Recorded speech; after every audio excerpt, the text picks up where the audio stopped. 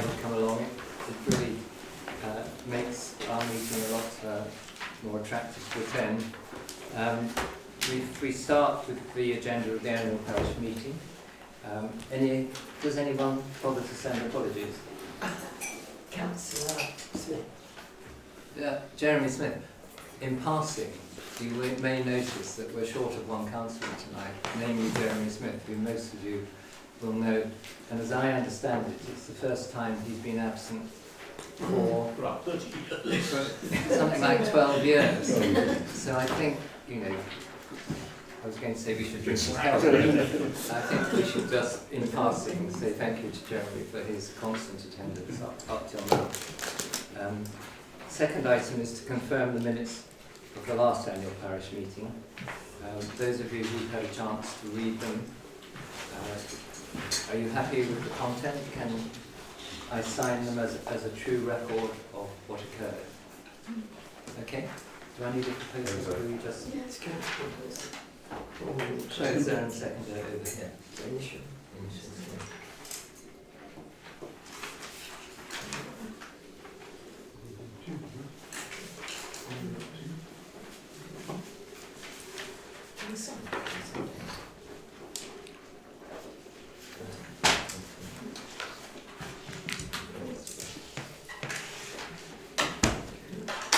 Fine. Well, we're very lucky tonight because we're honoured with the presence of our county councillor Wayne here on my right. And if you would like to address us, that would be very nice. Yeah. Thank you very much. Hello everybody. Apologies first of all for not coming along to the last couple of council meetings here. That's just due to being elsewhere, busy on duty. But likewise, I do actually send out a monthly report, and I believe it's circulated by Yvonne. So that's always there available if anyone wishes to see what's gone on with the report over the past few months or over this past year. I've got here a report that I'm going to read out to yourselves as the AGM now, and I believe this may well get circulated as well, so if you wish to have a look back over it. Okay. Chair, members of the council and residents, thank you for the opportunity to speak to you this evening, and for the warm welcome that I've received across the division throughout this first year. When I stood for the election as your county councillor, I made a simple promise, and that was to listen, and to make sure that communities I serve, from Tenterden and Bindon to Rowlandon and Wittersham, Appledore, High Halden, Newington, Carnarvonton and Stone-cum-Ebony, would have a voice at County Hall. And that was not just present, but active. And I hope that I have begun to deliver on that promise. My first year has been one of learning, engagement, and I won't pretend otherwise, been more than a few steep learning curves. Kent County Hall and Kent County Council is a very complex place. The budgets are significant, the decisions are far-reaching, and the machinery of local government does not always move at the pace we all would like. My first few months in post, I have been immersed in the issues that matter to you most. That is the highways, the state of our roads, the frustration of potholes and the delayed repairs. They all remain top of most of all of our conversations. And most meetings that I go to, I'm always asked about repairing the potholes, roads like Appledore Road. I have been raising concerns, pushing for accountability and working hard to ensure our rural roads are not treated as an afterthought. I have engaged with KCC's SEND, Special Educational Needs and Disabilities Provision, the pressures on our schools, the ongoing debate about local government reorganisation, and what a future unitary authority might mean of how our area may be governed. I have been involved in scrutiny on major spending decisions. I have taken seriously my responsibility to representing you, not just in the chamber, but in writing, in meetings, and also at your doors. I want to be transparent to you with something. Representing 9 communities across a rural division, whilst also fulfilling my duties at Kent County Hall, the committees, the cabinet, scrutiny, full council, and the many demands that come with being part of a ruling administration means that I'm not always able to attend every single meeting in person. Where that is in this case, I always ensure that my apologies are submitted in advance, and I will maintain a monthly councillor report that is circulated to every parish and town council across the division. That report is my commitment to keeping you informed, covering highways updates, KCC decisions, local issues and anything else relevant to your community. Whether I'm in the room or not, if you have anything that you would like to say or to include or in question to myself, you know that my door is always open. I said earlier that Reform UK arrival as the ruling administration have brought a genuine change in approach. I want to give you some of that concrete evidence of that, because I think you deserve it now, what is being achieved in our name and your name at Kent County Hall. On your finances, in our first year, we have reduced the Kent County Council debt. We have reduced it by £114 million. That is a saving of £3,362 in every single day in interest payments alone. We have made £39.5 million in savings in future spending by rescinding the climate emergency in Kent, all while setting a budget with no extra borrowing, a net interest no increase in reserves, an increased investment in adult social care, children's services, highways and transport. Disappointingly, the central government's fair funding did not keep up with the growth in both demand and the costs which are associated with adult social care and children's services. But our council tax increase was lower than the 86% of the comparable councils all across England. On your roads, we spend a record amount on road repairs and filled a record amount of potholes in this past year.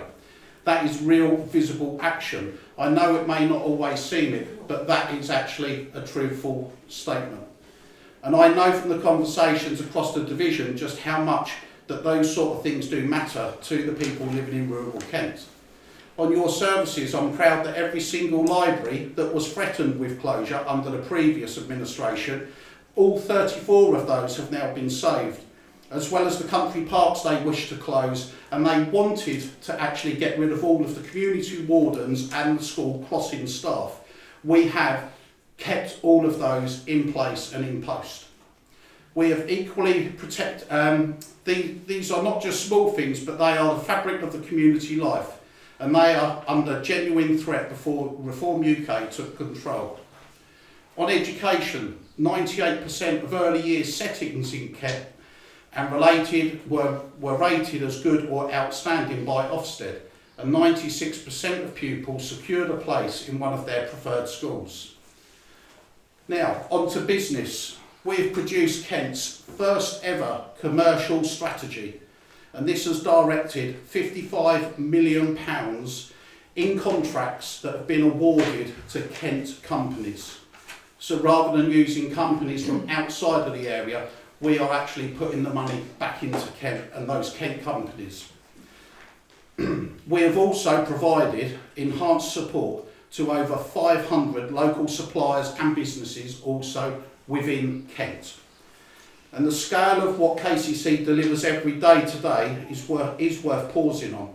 In the past year alone, the increase of more potholes that have been filled, more drainage gullies cleared, pupils supported in our schools and children with special educational needs receiving that support, library visits, adults supported through care homes and the home help. This county is in vast and complex operation, and it is being better run than what it was. None of this work is in isolation. It depends on the partnership between the county, district and the parish level. And all I want to say is how much I value the dedication of every councillor and every clerk that's also here in this room tonight. You are the backbone of the democracy, and it is most local at the most human level, and that is here. And I would like to thank you very much for what you do, as well as what enables us to do what we do at County Hall. As I head into my second year, I carry with me everything I have learned from you. The priorities are clear: better infrastructure, stronger communities, tighter value for money, and a county council that generally puts Kent's residents first. We came into County Hall with a promise to do things differently. I believe we are delivering on that, and I intend to keep making the case for this division, for these communities, and for the people who live and work here. Thank you for your trust, and I look forward to continuing to work alongside you for this next year. Thank you all very much, and if there's anything that you would like to contact me on, I'm always available by email, wayne.chapman@kent.gov.uk. Thank you. Thank you, Wayne. Can we have any questions anyone would like to put to Wayne as representing KCC? I personally would like to thank him for the dedication he is showing to the area, and the reports that he regularly provides are very useful to us to understand what's going on at head office, and we appreciate it. Thank you. Other than that, any specific points anybody would like to raise with him? I do have one small point. When you very generously suggested to a local charity, the Jeremiah Green Trust, that the KCC would be interested in giving some electric grant. It's proved to be much more complicated than we had envisaged. And I'm not going to bore you with the detail now, but I just thought I'd feed that back to whether you have an eye on the situation at the other end, because I've been working with Rod Chalmers, our treasurer, and we've been struggling. Yeah. And I don't know whether you can de-struggle it from your end. Yeah, so last week, I believe there was an email last week, that's to member services within Kent County Hall, where I did actually reply to them and actually ask them to, you know, get on with it and get this over the line, because it's something that I did promise back in the winter, and that is really needed to be much delivered, and it will be delivered. But I really do not understand what's holding it up, because it is actually allocated from my members' grant and it is there. So I am chasing them up. I got a long detailed email today which I've read 4 times and I still don't really understand it. Can you please be so kind to forward that to me? I could do, tonight, tomorrow. Yes. And tomorrow I will chase that up. I definitely will chase that up. Thank you. Thank you very much, Wayne. One at the back there. Potholes. I'm just wondering what makes a pothole a priority, and I do feel that this area hasn't had the care or attention it should have. And I also wonder why, when people do go out to do potholes, there's 16 potholes in the road, they'll do 3 and then they'll ignore the other 13. Yeah, certainly. It doesn't make sense economically, they have to come back again after. Yeah, totally agree. Very good question. The answers, there's a few answers here. So firstly, the contractor for the highways has been a company called AMEY, A-M-E-Y. AMEY have been the contractor for a very long amount of time, and their contract actually ended around COVID, around 2019, 2020 is when their contract ended with Kent County Council. But they've been kept in place, and it's just been as a rolling contract. There's been no really holding them accountable for anything. It's been, to us, quite remarkable when we got in and realised that there's no real accountability. Why is that? Oh, well, we can do what we want. That was pretty much to a fair degree. So now a new contractor has been appointed, and that was made public about 3-4 months ago. They are actually taking over the contract as of the 1st of May, and that is a company called Ringway, and people may have heard of Ringway in the past as a company. When they take over from May going forwards, they will be doing those, what we all class as common sense things. There's a pothole here and there's another one there and there within the close vicinity that are deemed as being suitable to be repaired. They are going to be doing that. We are going to be holding them accountable. The contract that they've got is over a 14-year contract. So it is in their best interest also to do the best job possible.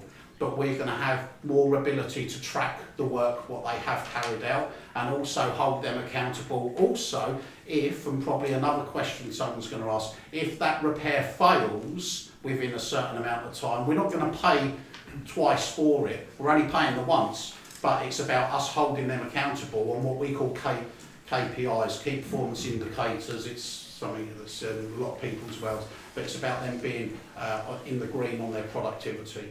But we're hoping, or we are all wanting and demanding for a better service, just like you, and that will be coming 1st of May onwards with Ringway. Thank you very much. One from Sally. It's not potholes exactly, but it's the stretch of road outside the Elementary Museum. They're probably not deemed deep enough, but it's the fact, the length of the terrible road, and the fact that everybody now drives on the right-hand side, regardless of what side you're supposed to, because it's so dangerous for their cars. I know at least 2 people that have reported it, only to get an email within 5 minutes to say that area of road has been inspected, it's not deemed to be needy enough for... I can add to that. I've got an old Beamer which glides around the neighbourhood, and I ruptured a tyre at the Elementary. I got a brand new tyre 3 days later and did the same again on the same pothole. I think it's slightly unfair to target Wayne with specifics. I appreciate that, but this is where I don't shy away from things. I really honestly don't. I never have, I never will. If it has been reported, and to yourselves as well, if you ever report a pothole and you have to do it online, KCC report an issue. Now, when you report it, you'll be given a case reference number, and if the response that you get you feel is not adequate, or if it's not dealt with in a timely manner, what they have promised that they would, then please contact me, give me that reference number. I will chase it up, I will follow up with the officers, and I'll get that held accountable and actually get the response that you're hopefully getting. In regards to that, you're saying some other people at Elementary have reported an issue. I'll be honest, this is the very, very first time I've heard of it. But please drop me an email. And the reason why I ask for emails is because then that's not just hearsay and speak. It's actually giving a full trail of accountability, and that's what we're all about. Okay. Now it's open, and until it's open, you're trying to avoid the potholes, and somebody's reversing out in front of you. Yeah. You know, there's going to be an accident. Yeah. Seriously, any potholes, report them. Please do. I can't be seen, and I can't be the person that's actually reporting every single pothole. Jesus, you know, the area that I cover for Tenterden Division is a very vast area. They closed the road and done those few bits through the village, which wasn't really necessary, and that down the Elementary, they could have spent the time and money doing that. Yeah. Well, I think we've heard that the current contractor is pretty unsatisfactory anyway. A new one from 1st of May, hopefully we'll see the results. They're on their way out, let's be honest. They're only going to do the minimum. You know. Okay, anything else for Wayne? So, Wayne, if you have to go, do by all means. I will stay for a little while, but I may have to go in about half hour. Whenever you feel like it. Drive that way. Absolutely. Again, we're lucky. Yeah, slowly. We've got our Borough Councillor, Johnny Shilton, here as well, just to give us a chat about what's going on more locally. Yes, thank you very much, Chairman. So, I'm Johnny, for those of you who don't know, and I lead the opposition on Ashford Borough Council. So you can probably guess how this report's going to go. Ashford is led by a minority coalition administration. And for those of you who know anything about government, being a minority administration is hard. Being a coalition is hard. I don't think I've ever seen minority coalition before. It looks hard, and I think that is harder perhaps even than they're making it look. Ashford has had a number of issues this year. A lot of you will have read about, and you'll notice, by the way, as I get into them, that they're all focused in Ashford town centre.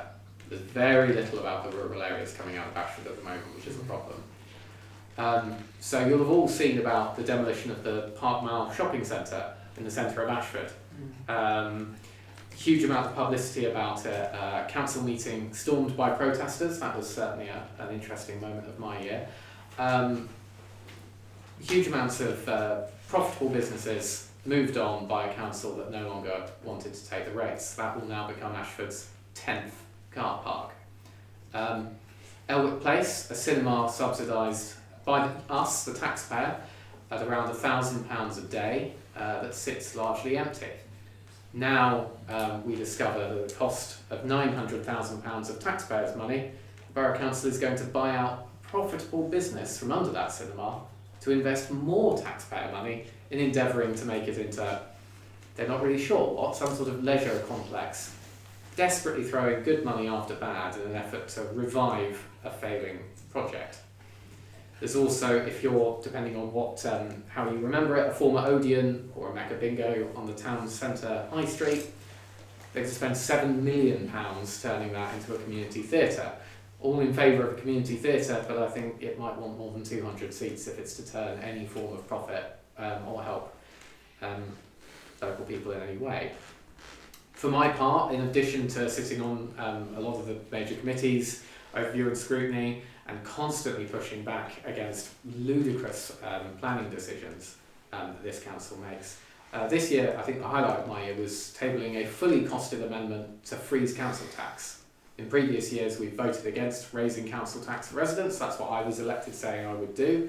This year, as leader, I had the opportunity to fully cost it. So we took the budget, which included a massive business rates increase, which has hurt a number of businesses in our area, gave the council more money than it knew what to do with, about £800,000 more, and raising the council tax raised £300,000. So we said, brilliant.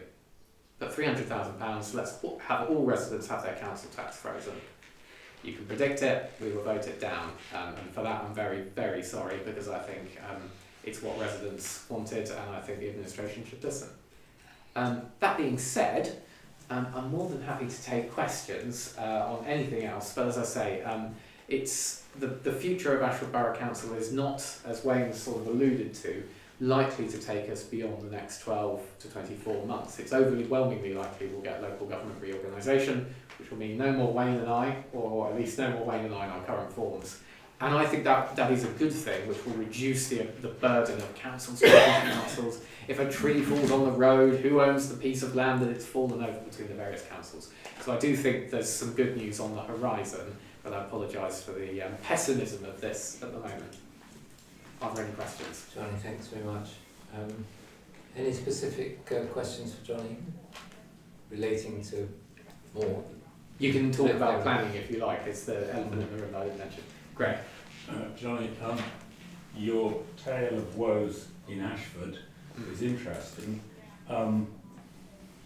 Is that focus that Ashford are giving to the town of Ashford and not to the surroundings having a negative impact on us? I think so. I think so. What specifically do you think we're missing out on?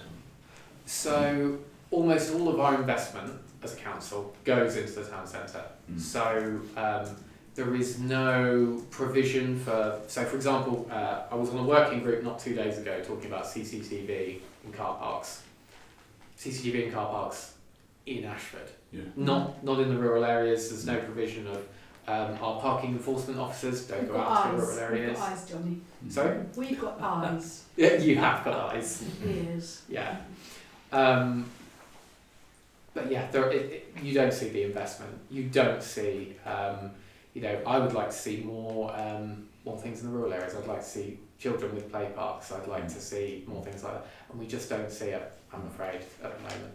And what I do see is also, and that's not necessarily to blame the administration, it's partly the way policy is going, but I see a burden of development that I think should be more urban focused. I see rural areas taking on more housing than I think is required, and a lack of willingness or a lack of ability to build in towns where a lot of people want to live and where there is space to do so. But I do think it is hurting us, but I don't think it's a uniquely Ashford Borough Council problem. I think a lot of councils will focus on their main urban centres, but very little happens in Tenterden, and outside of Ashford and Tenterden, I don't think the council invests at all. Any prospect of Eurostar arriving at Ashford?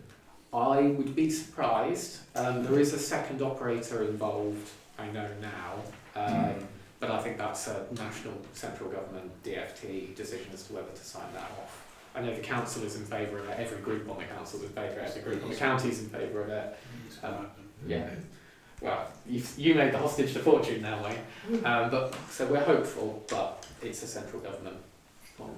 And I'd like to answer some cheerful questions, if that's okay. Well, I can't promise that. It's just that a number of people have mentioned in the last few months what's happening on the Stocks Road development here in our our own parish. Well, I think I can update you. Well, after you're on the planning, Yeah. you know, I just thought you could give us a perspective of, you know, as I understand, I think as we understand it, the original developers no longer work together. Correct. But it was approved, it was passed, a lot of people were very focused on the fact there's going to be affordable housing, self-build, and it seems to have been completely stalled. Is there any update you can provide from your point of view? Because you talked to Tim Piper as well, don't you? So. You might know more than I do. I suspect you've been to him. Well, This is a question that people have been asking. yeah. But it is an Raised. approved development. But the latest Approved development development, but the developers argued among themselves. Yes. And then they ran out of time on their arrangement with Tim Piper, whose land it is. Yep. So Tim and Owen Piper are now effectively the developers until they find somebody else. They are in discussions with Ashford Borough Council on the S106 items, which is S106 is what gives us potentially as a parish some money because of the development we're allowing within our area. And they're struggling with the Ashford Borough Council solicitors who are demanding to be paid extra, it would seem, you know, in order to negotiate this particular aspect of the contract. So, Can I ask you, are they in-house solicitors or Yeah, external they're in-house. appointees? There'll be in So they're in-house, so they're Borough Council employees fine. and they're demanding more money. Yeah. it's a familiar tale of woe. I think Ashford's land department is not notoriously the best. So from the village's perspective, there's no sign of the first turf being turned in the immediate future. I mean, you only need to look at developments like Chelmington and so on to know that these can take years and years. Okay, thank you. Okay. Any more for you? I probably shouldn't know the answer to this, and I've several people have asked me, and I haven't been able to answer it, but the town hall in Tenterton is having a lot of work done. How is it being funded? And that's the question I keep on being asked. Tenterton Town Council are funding it. They've got some grant funding to support them, I think. I wouldn't want to be quoted. I believe the National Lottery have possibly helped as well, but they've got some funding. No, okay. It's not out of the standard budget. Not to my knowledge. Any other questions? Johnny? Bins planning? How about this one? It's 100 years since the village hall was built. As a gift, I think, from a retiring priest of the parish. He's on Jim. It's just above you. Yes. And I personally would like to see a celebration of that. Is Ashford Borough Council going to last long enough to fund a party? If we were to apply? What's the year of the dedication? They started the work in 1926, so it's 100 years now. Okay, I would have thought Ashford, I mean, even the latest projection would have us running on until May 28, I would have thought, but then after that, thereafter. So it should exist. Yeah? Do you think there's still money for fun? Oh dear. I can always try and find some.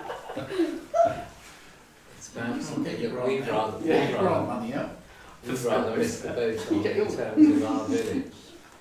Celebrating. Yeah, we'll both find a way to support if that's what you'd like to do. Okay, I'll tell the village hall. That's very much. Thank you, Kate. Anything else?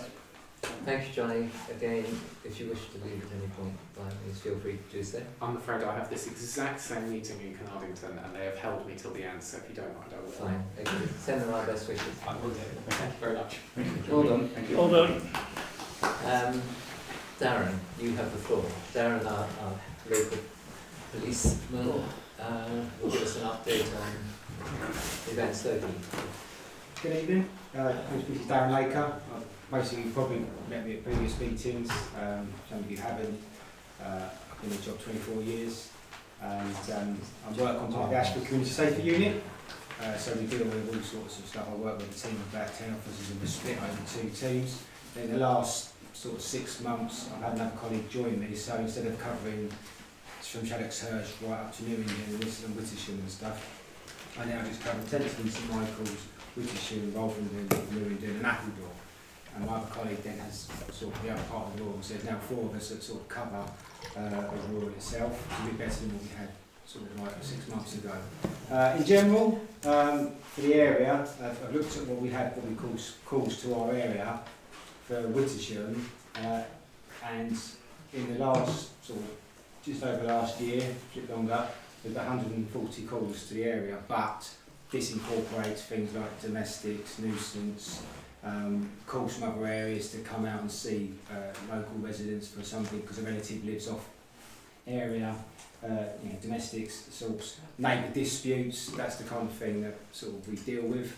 But in general, for the area, things of note, we had approximately 12 calls over the last 9 months to nuisance use. Obviously there's probably a lot more than that because obviously not everyone reports it via the right sort of control them.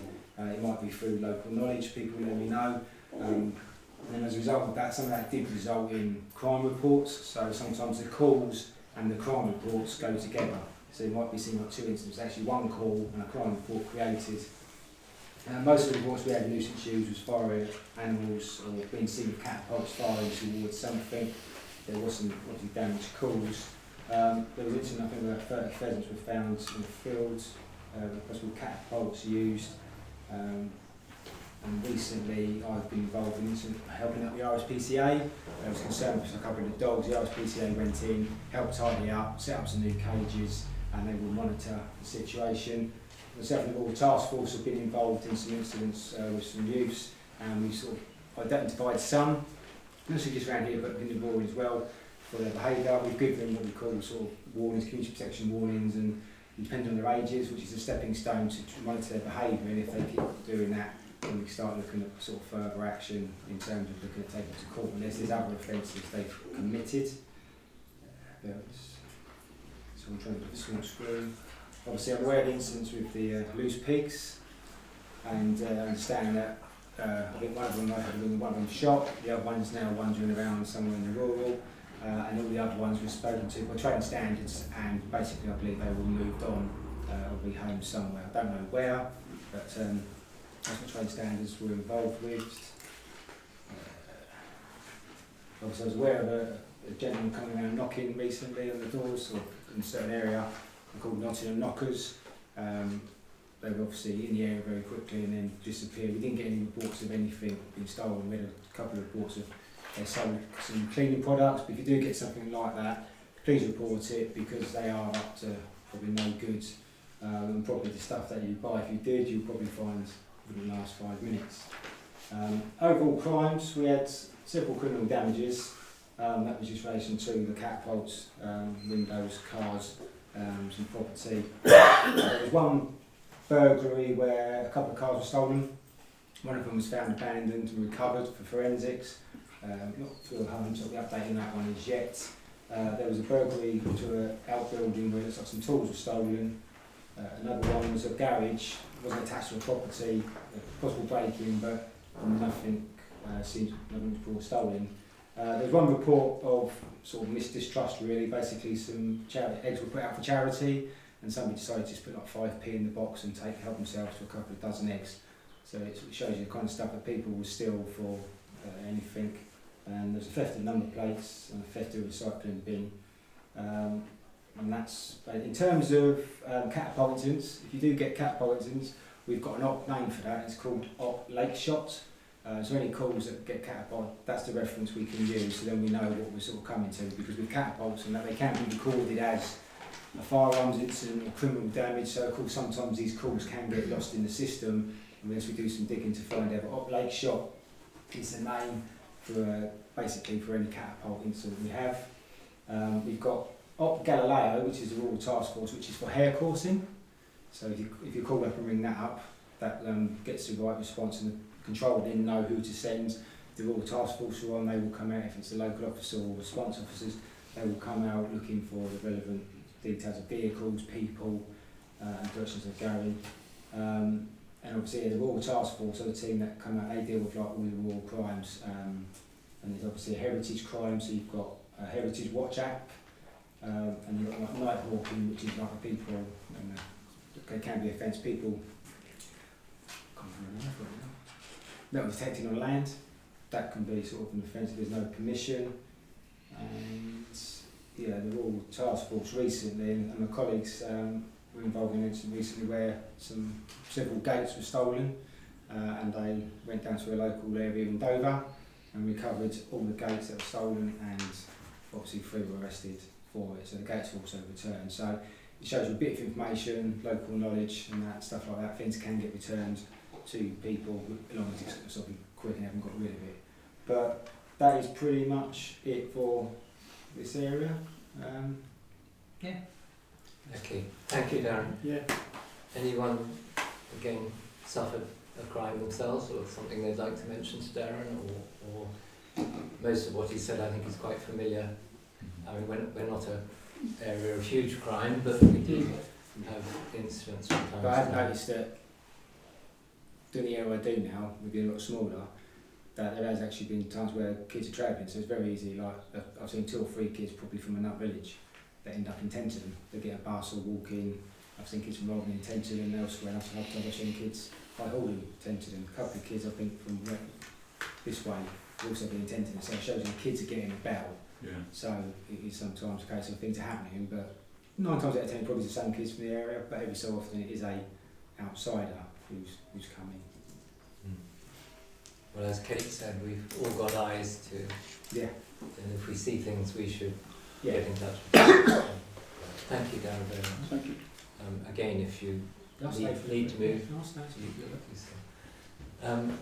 Joe Voss unfortunately can't be with us tonight, the community warden, and Yvonne here has a report from her too. Yes, first of all, apologies. She's actually Jo Payton now. She was Jo Voss for a long time, but she's now married, so I should have put that down. She was hoping to come, but family commitments, she couldn't. So she says, I have had a busy year, helping resolve many issues and helping lots of people with various things and hopefully improving their quality of life. Some example of things achieved here in Wittersham. Environmental issues, such as fly tipping, getting these reported to ABC for them to remove. Abandoned vehicles, again reporting to the correct agency for removal. I have supported numerous residents to find out eligibility for various benefits and then to apply for them where appropriate. These include things like pension credit, attendance allowance, blue badge applications. A lot of these things are done online, which can make it extremely difficult for some people to access if they don't have a computer or internet access. I've been involved with the Community Garden Group and helped them to find funding and other support for the amazing work they have managed to do in the past year, turning the bit of wasteland behind the village hall into a thriving community garden. I continue to support local groups, attending coffee mornings regularly, which provides residents with the opportunity to speak to me about any issues they require help or support with. I've also recently delivered a talk about my role to the WI. I have been working closely with the Kent Trading Standards to deliver scam awareness talks, so any local groups who feel they benefit from this, I'll be happy to help arrange this. I work closely with various agencies, including housing, doing joint visits with the senior housing officer to help resolve issues. I have made social services referrals where OT assessments are required to help support families or individuals to remain living independently in their homes by providing adaptations or equipment, etc. When a resident was stranded in the village hall car park after a pothole had caused a flat tyre, I was able to relay this information to Kent Police, who attended and remained with the resident until help arrived many hours later. As well as making referrals, the Warden Service also received referrals from other agencies, so I may be asked to visit a resident by social services or housing, for example. We offer a positive wellbeing service which helps support someone who has become socially isolated to become more integrated within the community. This helps support and encourage them to meet people by going to local groups, which in turn improves their mental health and well-being. If anyone would like my support with anything, or just a friendly chat, do come along to the village hall on a Thursday morning. alternatively give me a call. And I've got her telephone number if anyone wants it, and her email address. Very impressive. And I do know she is here, because when I do my Thursday morning coffee shop, she's always here. So I did have a long chat with her. Does she work? She works in a group of villages. Yes, she has a large group. Yeah. I wonder if this is a service that is as widely known in the village as it might be. Well, I see her every week because she's a very jolly member of the community garden, and really now she brings things, she puts us in touch with people. She's absolutely fantastic. I can't believe what a community warden can achieve. And I have introduced her to 3 or 4 different people who needed her help, usually quite urgently. And she's an amazing, what do we say, asset to our village. And I don't think enough people do know about the community warden, although it's possible now that the WI meeting has sort of showcased her. I don't know who was there. Yeah, let's make a fuss of her, because probably we'll lose her with Ashford, won't we? Going. It's unknown, isn't it? But she did say that because she has such a large area, you won't see her just walking around. She comes every Thursday, which we can make more widely known with people, so that people do know that she's here. But she doesn't have the time just to wander the village. Well, I've got a very nice photograph of her from just before she got married last year, and I'm very happy, if Jo says I can, to pass it on to you, Yvonne, and if you can find some way of profiling her. Something in Outlook, perhaps. Yeah. I mean, she and the first respondent seem to me to be very important assets to the village. Yeah, I can add that, Jo. She's good. I've worked with her a couple of times and intensive and stuff, and sometimes people go to her because they want some help, and then they come to me if they feel happy, or she'll come to me and we sort of work together, so it does sort of work. She can only do it for a long time. Okay, well that's very nice. Thank Jo for submitting that. Okay, now I need to give my report as chairman for the past year. For those of you who don't know, I'll just run around my fellow councillors to introduce them. We've got Alan Lloyd-Smith here, Vice Chairman and long-term resident. Paul Venning on my right here, Colin Sykes on his right, and we've got Sue Mash and Sally Gill. All of them have served on this committee a lot longer than I have, and so may be familiar faces to you, but all very willing, I'm sure, to help if you need help, and their names and contact numbers are on the board by the village hall. Yvonne Osborne, our long-standing clerk, I dare say many of you will know her. She was born and bred here, but it's important that we should all be identifiable. And I'm John Newton, and with my wife Jenny, who's over there, we've recently moved to a house in the middle of the village from a house outside the village, so we do feel a lot more at the centre of things now than we used to. Talking to one or two matters that were contained in last year's meeting, to follow on from them, we've covered the Stocks Road development, the up-to-date situation there. So we're waiting really for the Pipers to agree an S106 agreement with Ashford, but it looks as though that's a long way off yet, and there's not much cooperation going on. So one can't really say whether it will actually ever happen in the longer term, but we wait and see. We've received planning consent now for the extension to the cemetery.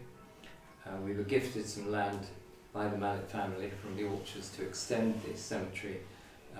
It's taken an awfully long time, as all planning decisions do, to get the necessary consent to extend the current cemetery, but we now see a way through, and we are compiling plans to move ahead during this coming year with that at last.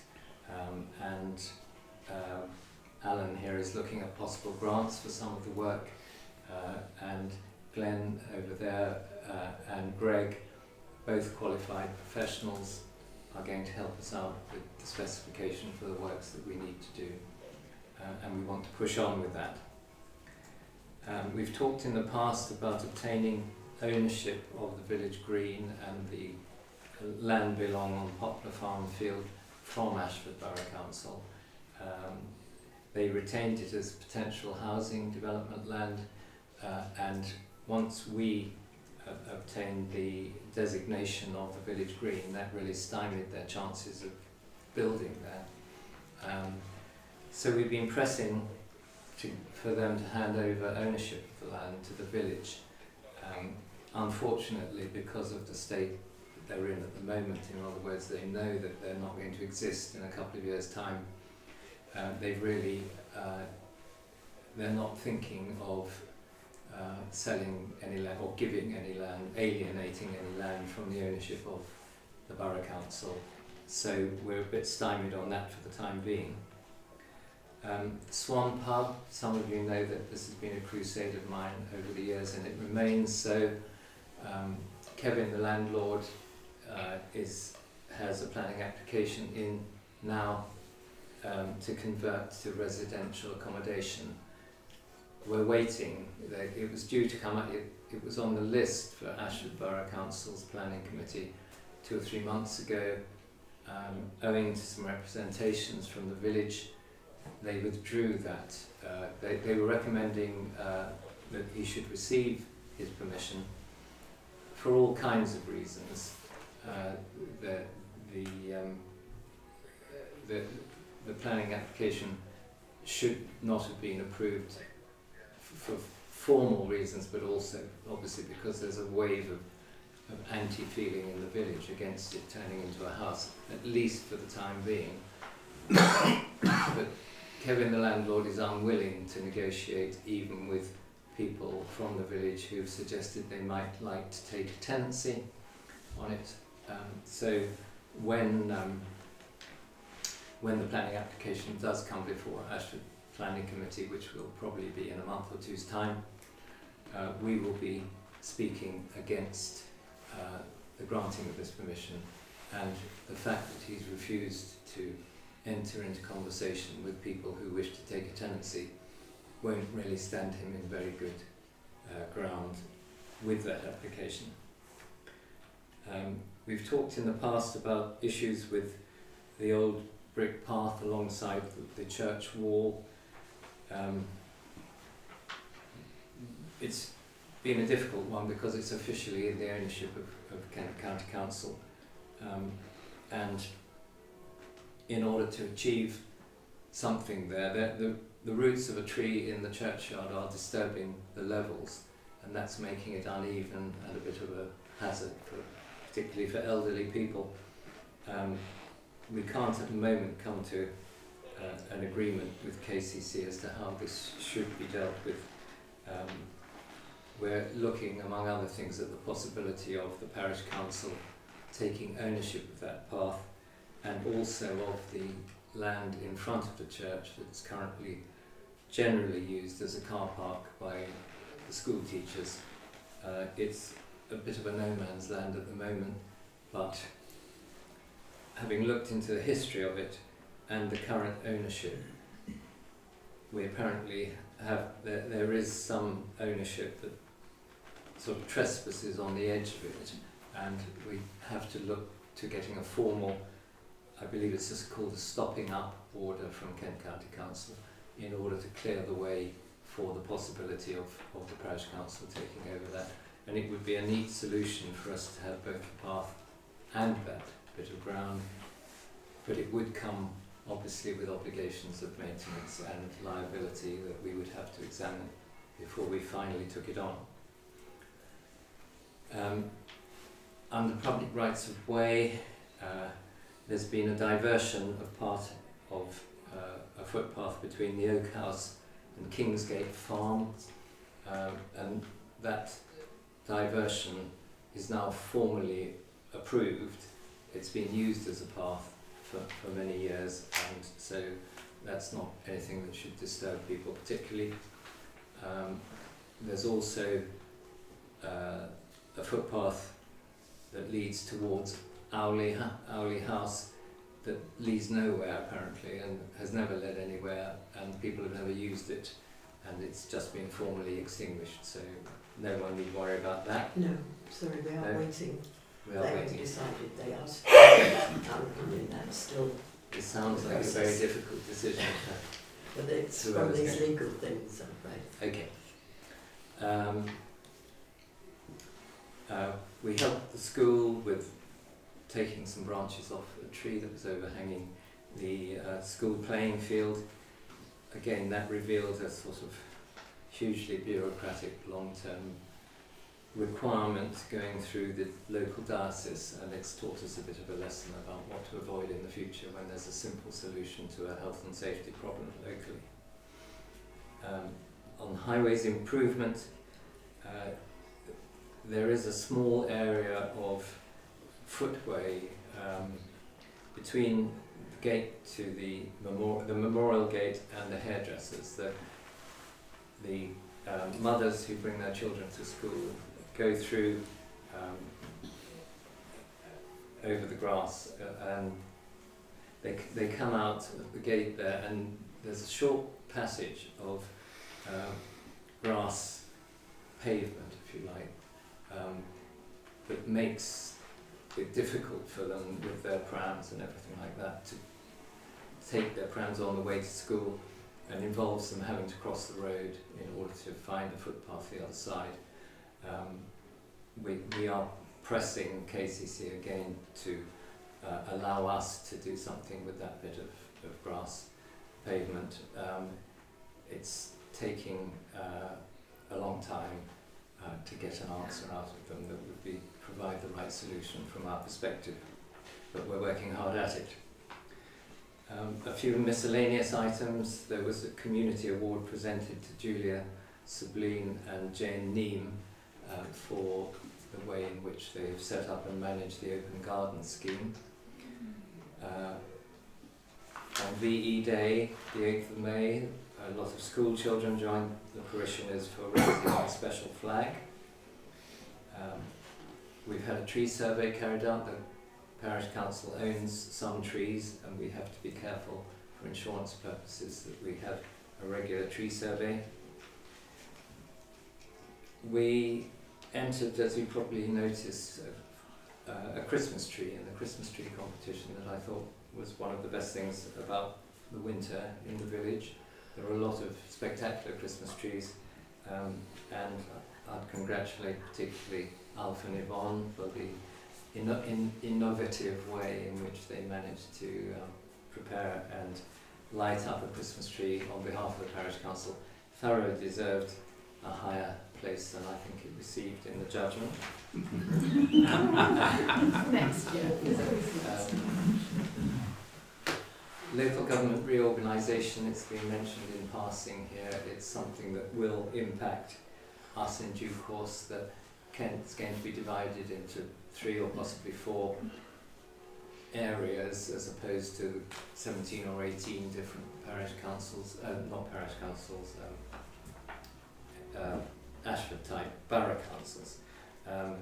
And so I have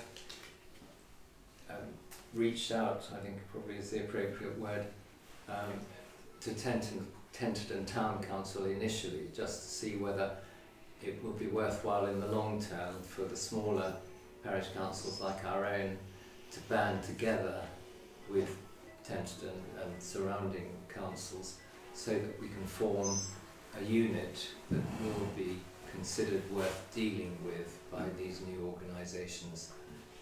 I've yet to see whether that initiative has an appeal. I have chased up Tenterden to find out whether or not they'd like to chat.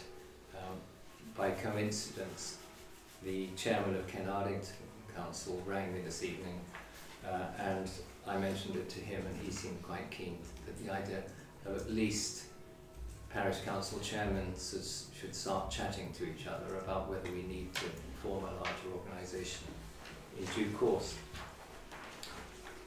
The Thursday morning coffee shop, very commendably raised £102 to give to the Jeremiah Greenland charity during the year. There's an issue over parking in Lloyd's Green. Various people who live in Lloyd's Green have complained, as have some of the service vehicles, I think, who try and get in there at certain times on certain days. The roads are blocked by too many cars or vans parked there.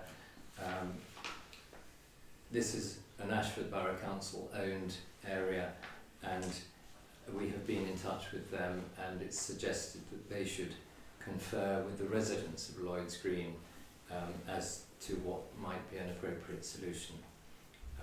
This might also apply in other areas of the village that face the same problem.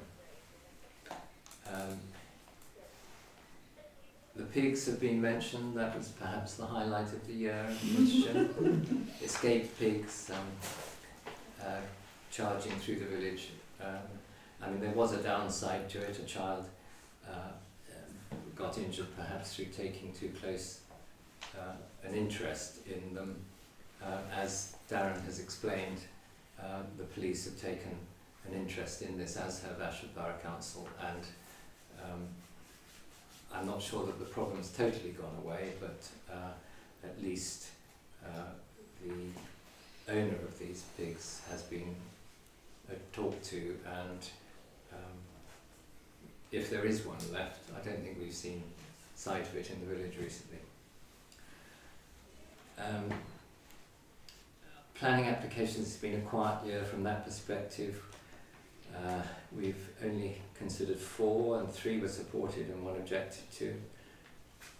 2 were granted by Ashford and 2 decisions awaited, and we've got 1 appeal awaiting a result. So a pretty quiet and pretty uncontroversial period.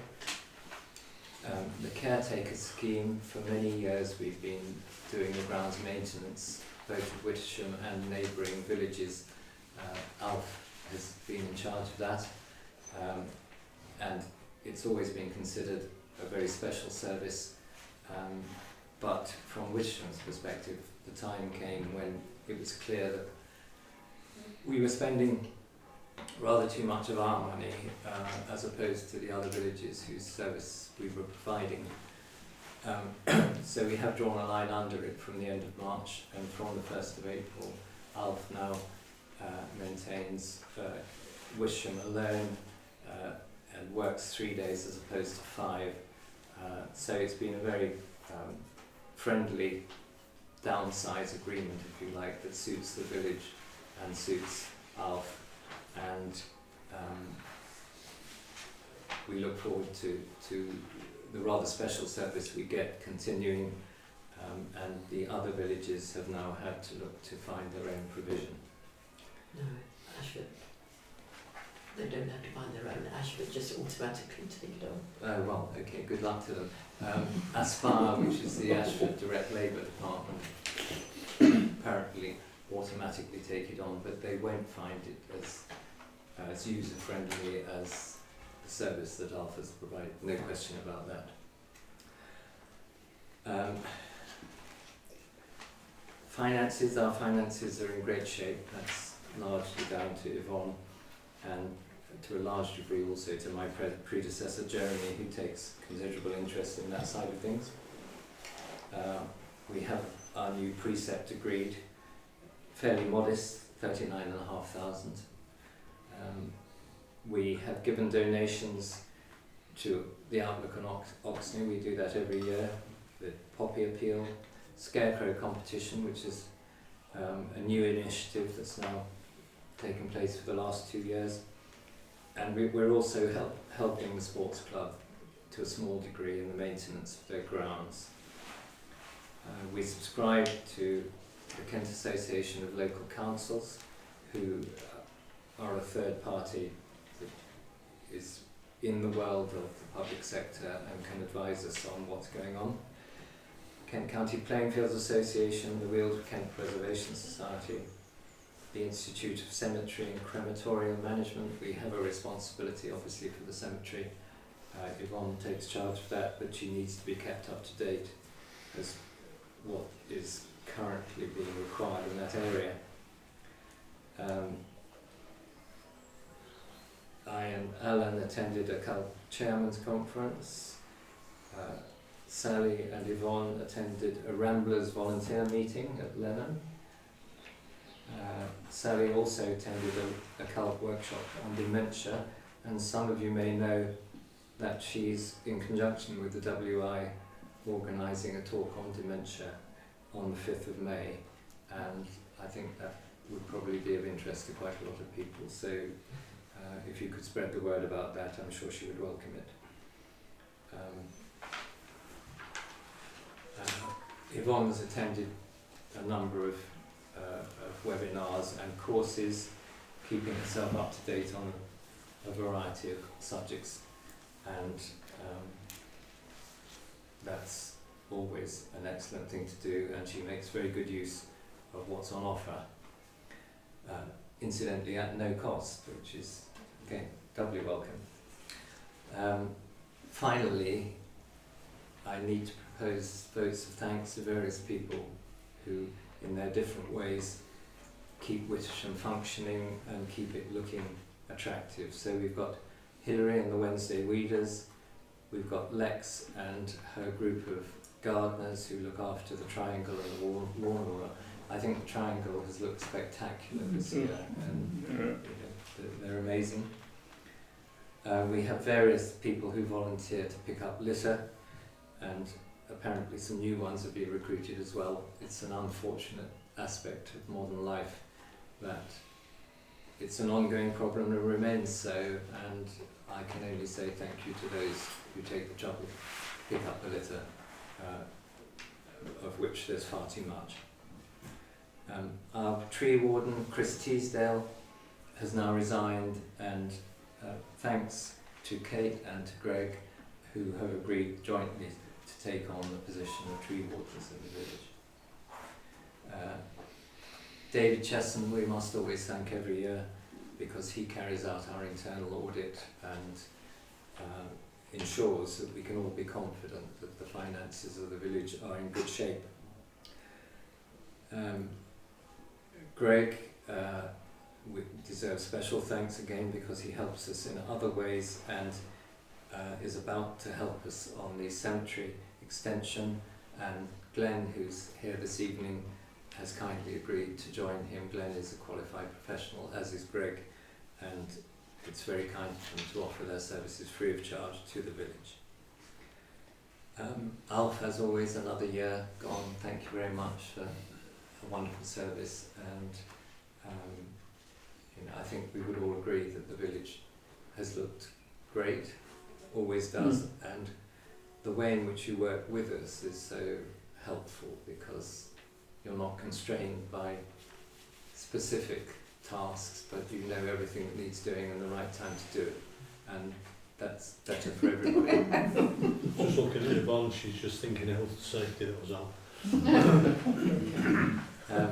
And I mentioned to you earlier on that I did have a call from Steve McIntyre, Kenardington, one of the villages we have provided service to for the last 12 years or whatever, just wishing our thanks to his thanks to be passed on to us for allowing Alf to deal with their village as well. And I'm sure that as they now, he seems slightly uncertain about what was going to happen going on, and that's not a good situation to be in at this time of year.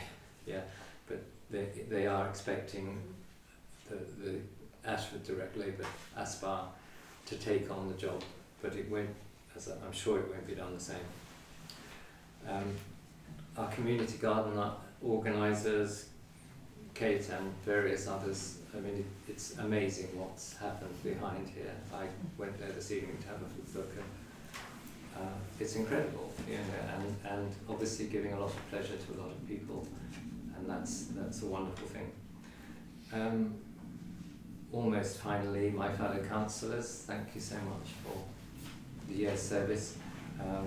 Obviously, Jeremy not being here is a most unusual event, but I rely very heavily on him for his experience and knowledge of what goes on in the world of parish councils, and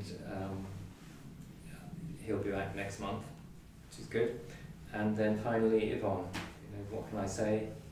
Always there, always able and willing to answer emails with incredibly naive questions about things that I'm still learning, certainly, and I'm sure others are as well. So that's about it, and again, thanks to all of you for taking the trouble to turn up and learn a bit more about what's going on. So, any questions really? Anybody got particular matters that they'd like to mention? Obviously we have a formal parish council meeting following on. Has anybody got a planning issue that they want to raise or anything like that? Well, that's a relief. That's all I have to say. As I say, we'll be moving into the formal parish meeting. Yeah, this is effectively an opportunity, an open forum for any of you to raise any issues that you want to. Yes, Martin would like to. Martin. Hi. Fine. Good. Mr. Chairman. Yes. I moved here in 2018 and shortly took over the role of Neighbourhood Watch Coordinator from, I'm sorry I can't remember his name, but anyway I've been doing it since then, but sometime, it's hard to say when, hard to put a date on it, about, I would have said during the pandemic, maybe 2023, because I kept in touch with a guy called Andrew Judd in Ashford Police Station, who was running the, I suppose, community safety unit. Was it there then? Yeah. Anyway, so he was always sending that stuff, and it just stopped, which is a bit of a shame, and nothing ever happened. But then, in March, 13th of March, about a month ago, all of the wheeled Neighbourhood Watch coordinators were invited to a meeting at the police station in Ashford, where his name Simon Johnson, thank you. Simon Johnson presented. He called it a landmark meeting, and said that would launch a new style of neighbourhood watch that would be hyper local and would give a much tighter communication between the CSU and neighbourhood watch coordinators. Now this is quite interesting for all of us, I think, all the neighbourhood watch coordinators who were there. But while this talk, I thought it was light on detail. The police wanted the neighbourhood watch coordinators to do more, and my take on this was that what is meant by that and what is meant by hyper-local. And to date, very little has happened, and I'm not sure you're aware of that, are you? I'm aware of what sort of a plan is, but I think it's quite just waiting on that. Just, yes. Sort of everyone sort of yes. agree and discuss it. Yes, so I think it's watch this space, and I'm quite pleased because I was always, I always had a very slight issue with the way Neighbourhood Watch was run, in that it was a complete one-way street. So I had no way of contacting, like Andrew Judd, for instance.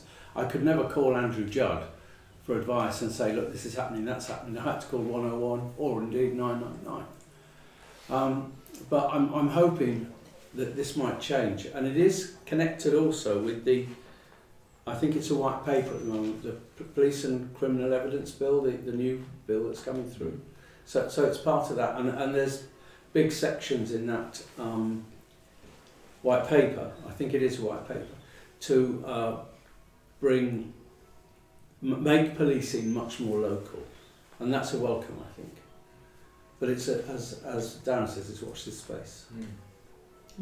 Well, that's very interesting. There might be something for Outlook in due course. Yes. Yeah, spread the word around. Yes. Yeah. Thank you, Martin, for that. Ray, yeah, what would you... Following on from the pigs, I know everybody's fed up with pigs. The pigs have all gone, but the chapter's just left the field as it was. It's not supposed to have fences or structures out there, and there's a lot of rubbish down there. I've got videos and pictures if anybody wants to see them. I just wonder, and rats of course. I just wonder if there's anything anybody can do to push it on to get it Who cleared. owns the field, Ray? It's supposed to be a Mr. Gladwish. He'll tell you he's sold it with strips. But he leased it to the guy that had the pigs. And it's a big company. They've got where they in the country. What, he's leased it to a company? No, the company must have leased it to the chap that had the pigs. Right. So Mr. Gladwish is not a local chap? No. No, it's not. I think the head office is in Worthing.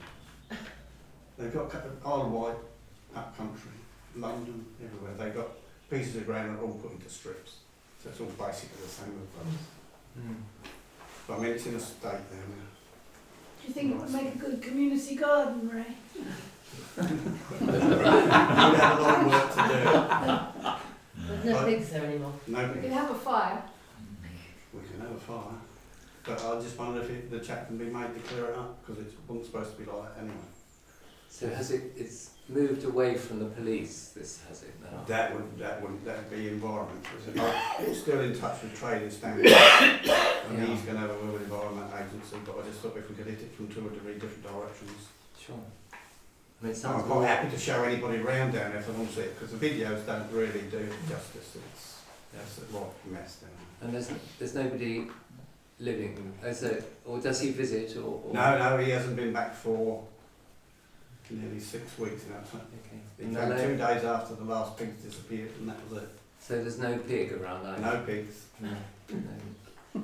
Well, perhaps we can make representations, can we? Some sort on behalf of the Parish Council. To Well, to Ashford. Trading standards. Can I just ask a question? Right, so you mentioned about the rats. Yeah. That to me sort of goes towards a health issue, which leads to the Environment Agency. So is that where you might think we should at least address our first environmental health? Environmental health. Yeah. It sounds much more like that than it does trading standards. I'm not No, sorry, trading standards are still putting the case together to prosecute him. But the trading standard officer said he would have a word with the Environment Agency about the mess that's been left. So he's going to do that. So I wondered if we could do it from our parish council that way. I'm sure we can squeeze in that. put a note in. Yeah. You know, if it's mentioned more than from one person, then It's really we need the name and address of the company that owns it. Really. Yeah, that's also on the website. I can get it over there. Okay, well, could you let us have that? Yeah. But the sort of company that you say buys up small pieces Small as that, a bit of ground and splits it all up into. I can show you later. Yeah. Or I'll come and see you one day. It sounds very rather dodgy, really, doesn't it? But anyway. Well, it's been dodgy for years. Yes. Then well, I'm sorry it's been such a nuisance. It's taken me 3.5 years to get rid of them. Nearly there. Okay, we'll work something out. Thank you. Anybody else? Anything? No? Okay. By all means, feel free to go if you don't wish to listen to the Parish Council in session.